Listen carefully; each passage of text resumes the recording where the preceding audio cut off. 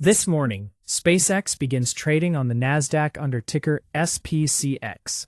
Tonight, at 6 o'clock Pacific Time, the United States plays Paraguay at a stadium where 2,000 workers got a wage deal that didn't include the protection they most wanted, and somewhere over the Pacific Ocean right now, or clearing customs at LAX. The Iranian national soccer team is entering the country their government has been at war with since February. Three things happening simultaneously on one Friday in June. Let's take all of them. At some point this morning, SPCX will print its first trade. The IPO price is $135. The valuation is $1.77 trillion. Goldman Sachs and 20 other banks raised $75 billion, the largest single capital raise in the history of public markets, surpassing Saudi Aramco's $29 billion record by more than double. As of this morning, SpaceX is the seventh largest company in the United States by market capitalization, sitting above Tesla at $1.6 trillion. For several days now, I have been walking through the structural concerns about this listing. The 4% float, the MSCI forced inclusion, Morningstar's $600 to $800 billion fair value estimate, the $6.36 billion operating loss in the XAI division in 2025, the EPS of negative $2.94, the absence of key person insurance on Elon Musk. Today, those concerns are on the clock. SPCX is live. The question of whether the people who bought it at $135 make or lose money will not be answered this morning. It will be answered in November. Fast Company confirmed that SpaceX's first public earnings report, its first ever as a company that was private for 24 years, will be released in November 2026. That is when the quarterly P&L becomes public. That is when the XAI division's operational losses appear in a document filed with the SEC, subject to the full disclosure requirements of Regulation S-K, audited by a public accounting firm under perjury penalties for misrepresentation. November is when the story the roadshow told meets the story the ledger tells. Between now and November, MSCI inclusion starts tomorrow, June 13th, T+1. Every passive fund tracking MSCI indexes is required to add SPCX to its holdings within 30 to 90 trading days. Senator Elizabeth Warren asked the SEC to delay the offering, citing specific governance concerns. Musk's 85.1% voting control through dual-class share structure. The absence of board independence requirements. No defined mechanism for shareholders to remove the founder, no succession plan, and no key person insurance. Financer.com confirmed her letter went to the SEC. The SEC did not delay the offering. Warren's concerns are on the record. The IPO proceeded. Warren is right on the substance.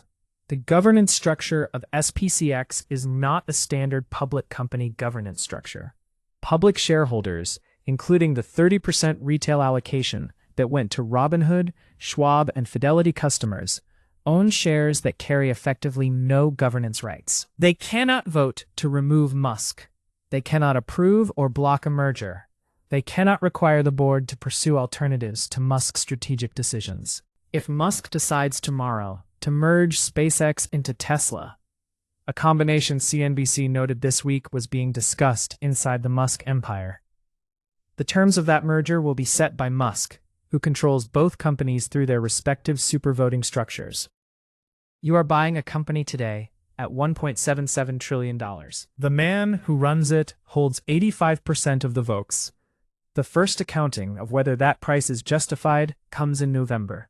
Between now and November, the passive index funds are buying regardless.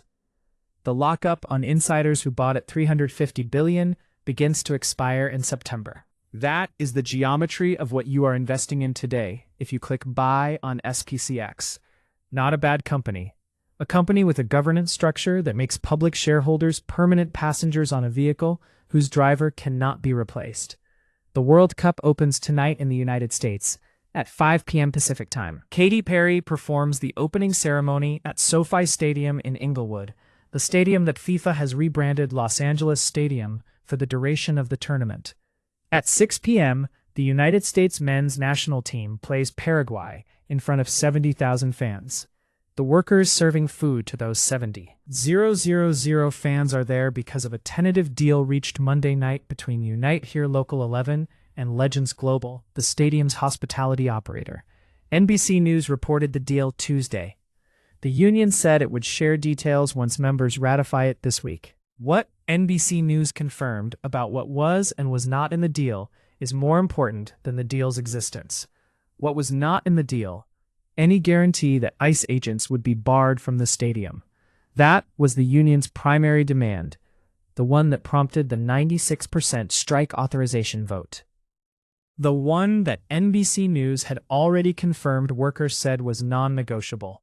The union has asked FIFA and the stadium that ICE not be allowed in the stadiums over worker safety concerns, to no avail. NBC News reported Tuesday. Workers told NBC News last month they won't show up to work if ICE is present. They are showing up tonight. Isaac Martinez, a 38-year-old cook and shop steward at SoFi Stadium, told NBC News earlier, "Sometimes ICE goes off a person's profile.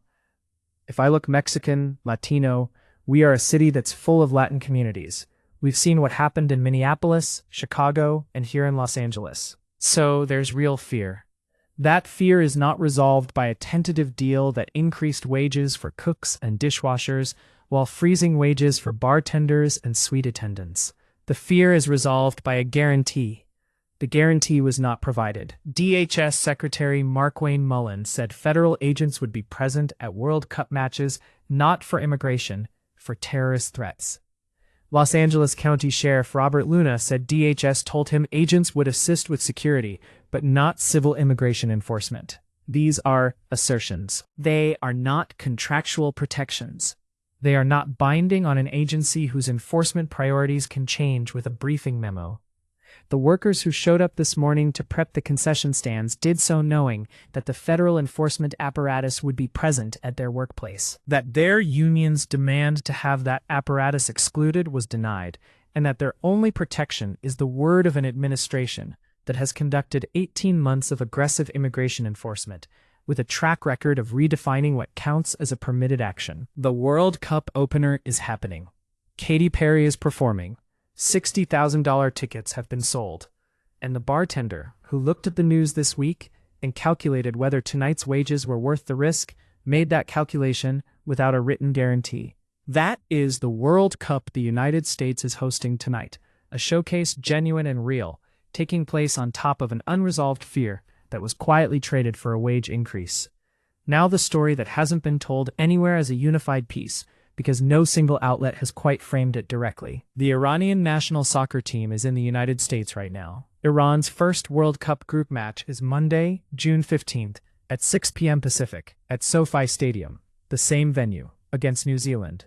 Somewhere in the last 24 to 48 hours, the athletes and staff of Team Melli boarded flights, crossed international airspace, entered U.S. airspace, landed at LAX or a nearby airport, cleared U.S. Customs and Immigration, and were processed by the country whose military struck their homeland's radar sites 2 weeks ago. There is no publicly available account of what that customs clearance looked like. There is no detailed report of the diplomatic arrangements. There is no named official who has described the specific protocols. What we know, Trump told FIFA's Gianni Infantino in a meeting that the Iranian team was, of course, welcome. Andrew Giuliani, the White House World Cup coordinator, confirmed he had spoken with the West Wing about communicating the dance steps as the Iranian team entered the U.S. The Iranian team's travel has been facilitated by FIFA, which has its own diplomatic standing and travel credentials for tournament teams. None of that changes the fact of what is happening. The Islamic Republic of Iran, which has been in an active military conflict with the United States since February 28th, during which CENTCOM has struck Iranian facilities multiple times, during which Iran has fired ballistic missiles at Kuwait, during which Iran shot down a U.S. military drone, during which U.S. forces maintain a naval blockade of Iranian ports, is sending its athletic delegation to the United States to compete in a tournament held on American soil, in a city that hosted a $1.77 trillion IPO this morning. Soccer has always been the sport that crosses political lines most visibly. The 1970 World Cup qualifying match between El Salvador and Honduras preceded a brief war. The 1998 US-Iran match at France 98 produced one of the most remarkable diplomatic moments of that decade. The Iranian team presented flowers to US players before kickoff.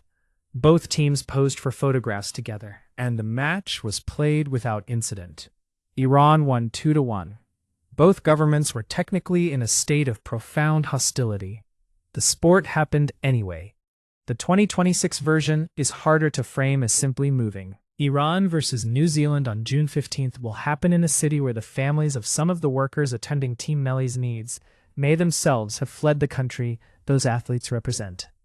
It will happen in a stadium where federal agents are present for security purposes that could include at any moment the apprehension of someone who looks like they might be from Iran. It will happen while 440 kilograms of enriched uranium sit under the rubble of facilities the U.S. military bombed 4 months ago. There is something genuinely astonishing about the fact that soccer can create this particular moment, where the geopolitical rupture is acknowledged and then bracketed, where the athletes compete and the crowd cheers, and the war continues simultaneously. It is either a testament to the sport's extraordinary human capacity to transcend political hatred, or it is a testament to how effectively competitive spectacle can normalize conditions that should be impossible to normalize. And I don't know how to tell you which one matters more. What I know is that tonight, when Katy Perry finishes her set and the U.S. men take the field against Paraguay, and Monday, when Iran lines up against New Zealand at 6 p.m. Pacific, both moments will be broadcast to hundreds of millions of viewers as evidence that America is open for business, open for the world, a country that can host enemies and allies alike and give everyone a fair match. And that same country, in the same week, priced a $1.77 trillion IPO on a company whose governance structure gives investors no recourse, reached a tentative deal with stadium workers who are still afraid to go to work, and has been at war with one of the tournament's participating nations for 104 days without signing a peace agreement. Those things are all true simultaneously. The World Cup opens tonight. It is extraordinary. It is also built on a foundation that has been cracking all week, and the crowd noise is loud enough that most people won't hear it. 3 stories today, because they are the same story. SpaceX is public at $1.77 trillion, with the real accounting deferred to November. The World Cup is open, with the real fear of the workers who make it run deferred to an unwritten assurance. And Iran's athletes are in Los Angeles, with the real question of what the war's end looks like deferred to a peace negotiation that is now 104 days old and still unsigned. The deferral is the pattern. The thing that needs to happen keeps being scheduled for later. November earnings, post-midterm Medicaid effects, 60-day nuclear negotiations. June 15, mine clearing that requires a signature that isn't there. The spectacle is happening now. The accounting is always coming. It will come. It always does.